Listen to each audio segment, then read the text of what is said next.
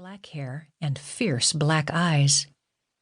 "You guys need to clear on out of here." He pointed to the tents and the screens nesting in the pasture at the edge of the site. "Get all this stuff out of here. Any arrangements you've made with my grandfather have been canceled." "Who in God's name is this clown?" the professor muttered as he gently laid the artifact on the screen. Samantha ran to the truck and gripped the driver's door. "Who are you?" Whoever he was hot. Hot mad and hot on the eyes. He gave her a once-over and narrowed his eyes. "I should ask the same of you. Did my grandfather give you permission to dig up this land?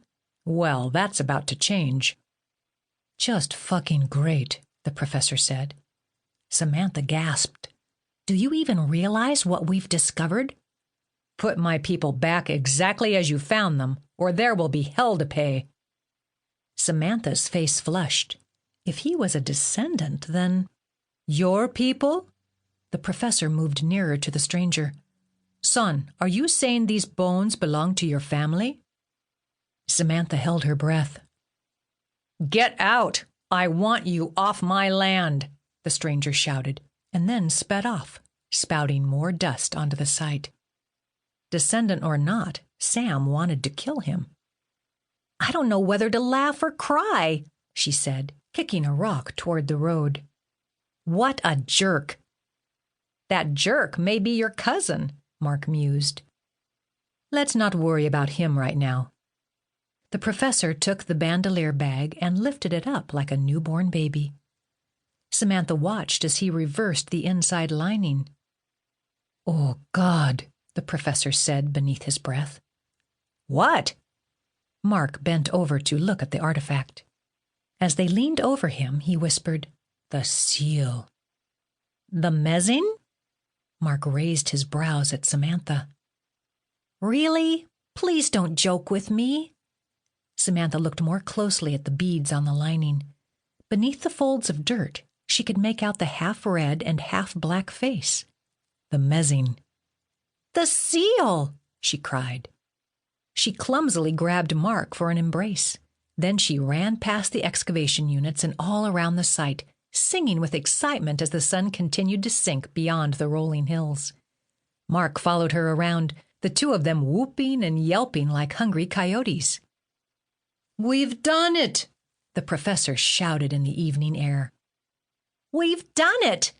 Samantha cried too, returning to the professor, Mark not far behind. She sank on the ground and covered her face with her hands. It had been such a long journey, and she had nearly given up. Tears sprang to her eyes. Her grandmother had been right. Their family was descended from a tribe that had branched away from the Lenape. "The lost tribe," the professor said, tears streaming from his eyes. "My word, Samantha, you were right. My word, woman. You've discovered the lost tribe of Uniquetti." Samantha left the bathroom on the second floor of the Gellerman Manor and danced in her robe toward what had been her room for the past 2 weeks. She couldn't believe 4 years of research had finally paid off. Her grandmother would be so pleased to know there was a way to join the modern tribe. And the professor would have to get tenure after this. And what about her? Surely this would get her a job just about anywhere, or at least somewhere good. She was so tired of living off her parents and eager to pay them back for all their generosity. At 25 years of age and still living with her parents, she felt like a loser.